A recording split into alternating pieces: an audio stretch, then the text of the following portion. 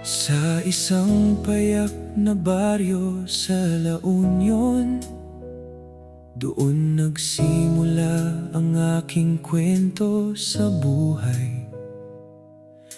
Namulat sa hirap at mga pagsubok, ngunit pangarap ko'y hindi kailanman nawala. Hindi man natapos ang aking pag-aaral, dahil kapos ang buhay at kulang ang puhunan. Sa TESDA ako humawak ng bagong pag-asa, natutong mag-welding para maabot ang pangarap ko. Ako'y isang anak ng probinsya na lumaban sa agos ng buhay, kung saan man dalhin ng tadhana. Bitbit ko ang tapang at pangarap, mapapagod ngunit di susuko, dahil may pamilyang naghihintay sa dulo. Bawat pawis at bawat sakripisyo ay alay ko para sa kinabukasan nila.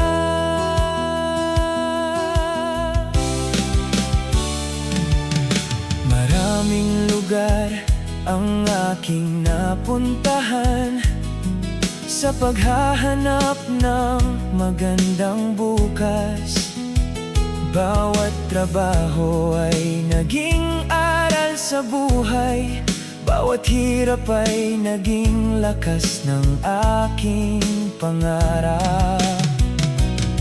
Noong Nobyembre 23, 2008, isang bagong yugto ang aking sinimulan. 21 taong gulang pa lamang nang ako'y lumipad para mang-ibang bansa. Mahirap maging isang OFW, malayo sa pamilya at sariling bayan. Ngunit sa bawat luha at pangungulila, may pag-asang aking pinanghahawakan. Sa Bahrain ko natagpuan ang tahanan, dito nabuo ang aking munting pamilya. Kasama si Regina, aking minamahal, at mga anak kong sina Bahrainiel at Brielle. Para sa inyo, mga anak ko, tindi ng humid sa Bahrain at init ng bakal sa trabaho ay titiisin ko. Basama ng pawis ang buong katawan ko, gagawin ko ang lahat ng makakaya ko.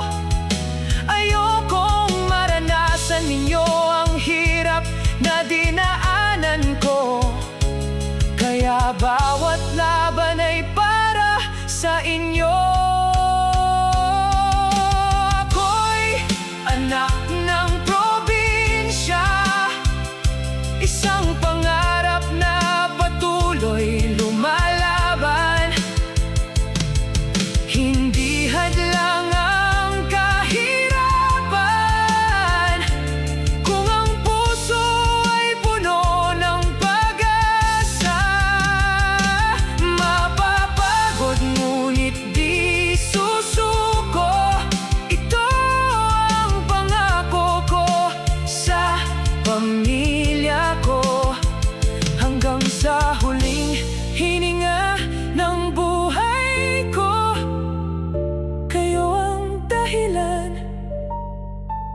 ng bawat pagsubok na tinatahak ko.